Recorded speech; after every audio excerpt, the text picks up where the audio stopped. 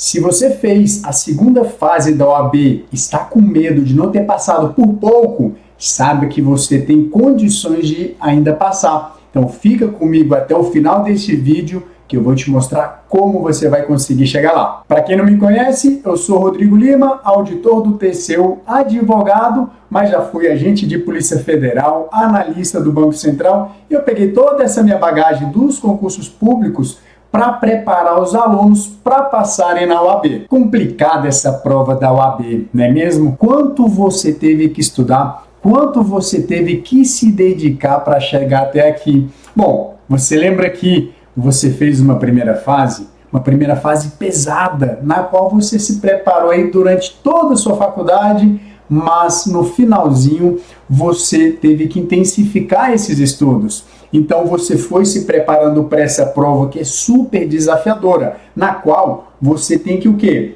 Analisar um texto para ver se você tem aquele conhecimento na sua cabeça. É como se fosse um match. Você dá uma lida, vê se está na tua cabeça, deu match, é verdadeira, não deu match, é falsa. Foram 80 questões para você responder, para avaliar o seu conhecimento, não é mesmo? Aí você passou por essa etapa, você veio estudando, passou por essa primeira etapa e foi para a segunda etapa.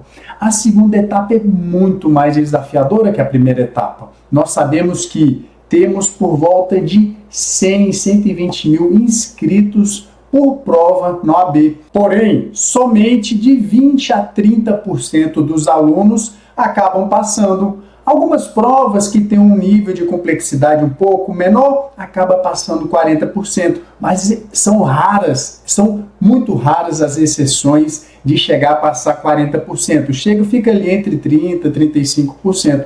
Mas sabemos que a prova é super desafiadora. Você conseguiu superar essa primeira etapa, você passou por essa situação, agora você encarou a segunda fase. Você sabe que você tem que responder 4 questões e uma peça técnica, sendo que o total da nota vale quanto?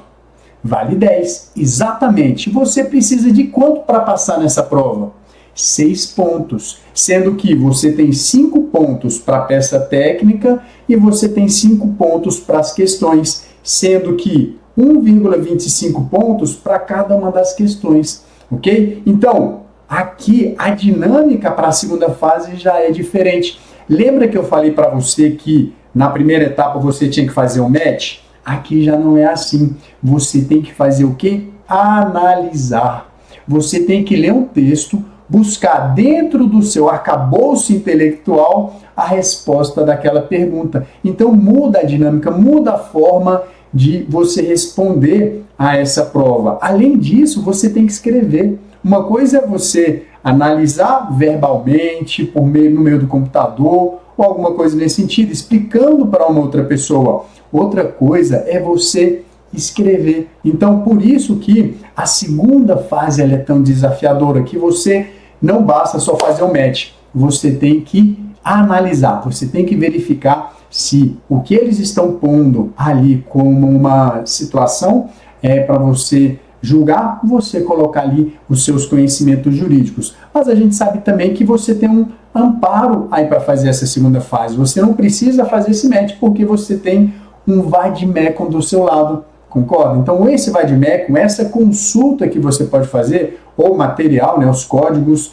de lei seca que você levou para a sua prova, também te auxiliaram a fazer essa prova. E aquele medo de você ter marcado errado e a banco examinador dizer que você estava, de alguma forma, bolando o sistema. Todos ficam com esse receio que eu sei muito bem. Mas você foi lá, enfrentou essa prova, entendeu que você teria que desenvolver novas habilidades diferentes da prova da primeira fase. Então, aqui é muito desgastante, porque essas habilidades você precisa levar muito tempo para escrever. Provavelmente você fez peça todos os dias, respondeu questões todos os dias, fora os simulados que você teve que encarar. Eu tenho certeza que se você fez essa segunda prova, você deve ter feito alguns simulados que foram também desgastantes. E você chegou ao final dessa jornada bastante cansado. Eu brinco com as minhas alunas que elas sempre estão com as unhas por fazer, os homens estão com olheira, com cabelo também por fazer, mas isso faz parte do processo, faz parte da sua aprovação. Mas imagina, você chegar nessa fase e quando sair o resultado, você se deparar que não passou.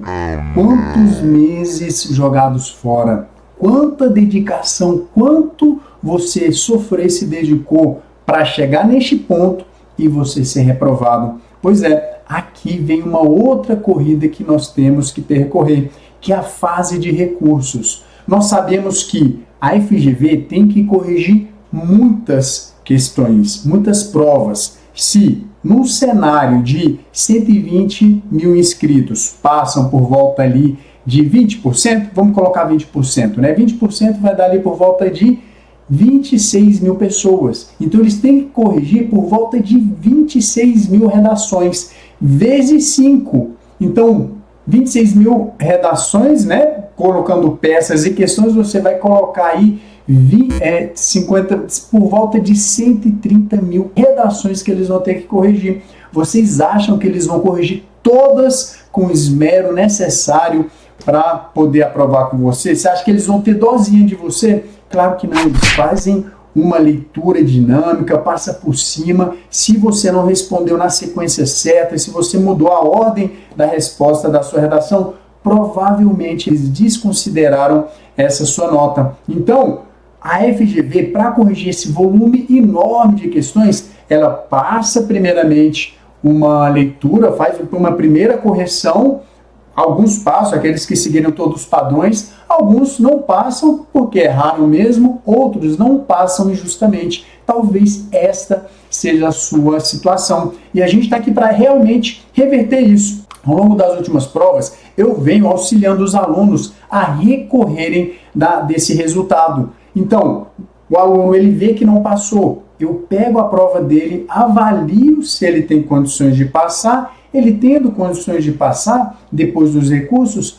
a gente entra efetivamente, a gente elabora o recurso e entra com o recurso para que ele possa mudar essa situação. Então, você não pode desistir neste momento. Quando sai o resultado, o que você tem que fazer? Você tem que pegar essa sua redação e fazer um recurso, elaborar um recurso para que a gente possa reverter essa situação. Eu já tive situações de alunos que a gente conseguiu dar por volta de 1 ponto e 20 para eles. Então, eu mesmo, quando eu me deparei com aquela situação, eu via que era muito desafiadora, mas mesmo assim, sabendo que a gente sempre pede um pouco de pontos a mais, e ela também, a FGV não vai dar sempre 100%, ela dá um pouco a menos, a gente entrou com o recurso e o potencial de pontos que o aluno tinha para receber era de 1,7 pontos, mas ele conseguiu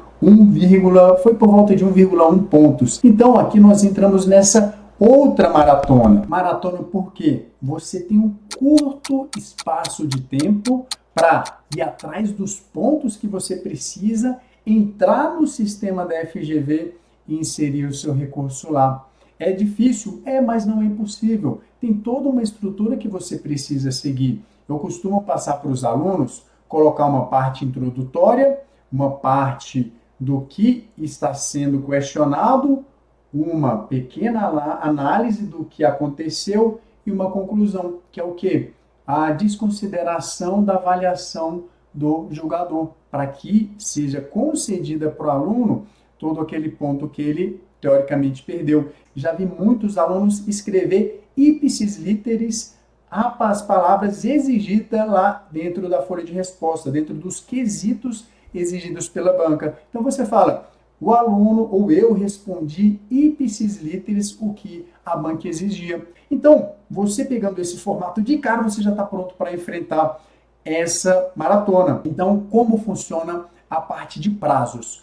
A FGV sempre solta o gabarito, o resultado, na quinta-feira. Às vezes ela solta na quarta, no finalzinho do dia. Provavelmente ela vai soltar nesse exame que nós estamos encarando agora, o 39, no dia 14. Alguma coisa me diz nesse sentido, mas ela falou que ia soltar o resultado no dia 15, ok? Então você só tem o dia 15, 16 e 17 para você fazer esse recurso.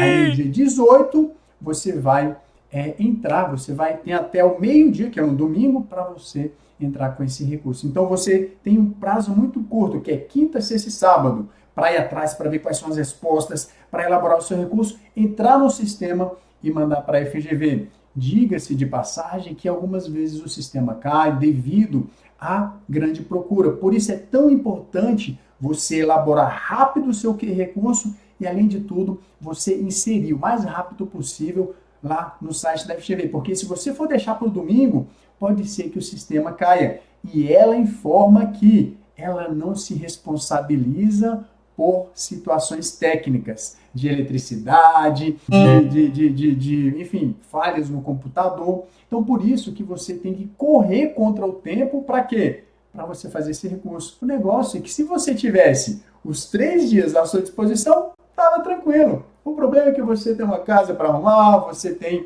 um trabalho para fazer, você tem outras responsabilidades que muitas vezes impede você de fazer seu recurso. Além de tudo, as barreiras, o medo de você estar fazendo certo, de você ter usado as palavras corretas. Você já vem, de certa forma, debilitado desse período tão desgastante. Você está cheio de dúvida, você está ansioso e o medo de escrever alguma coisa errada. Então, esse período ele é tenso porque é muito curto e você tem que colocar ali muita força na parte intelectual e na emocional também. E diante desse cenário muito difícil, muito desafiador e complexo, meus alunos sempre me pedem para eu entrar com recursos para eles. Eu elaboro, eu analiso a redação deles, elaboro os recursos e assim eles dão entrada lá no sistema da FGV. Mas nesse exame 39 eu decidi também abrir essa possibilidade de eu analisar as provas, as respostas e elaborar os recursos para quem também não é meu aluno, ok? Então, eu vou deixar aqui para você o convite. Se você se encontra nessa situação, está um pouco tenso, um pouco com medo desses recursos, sabe o que você faz? Respira, eu estou aqui para te auxiliar e não deixar você morrer na beira da praia. Então o que você tem que fazer? Clique em algum link que aparece nesse vídeo e vamos juntos garantir a sua aprovação.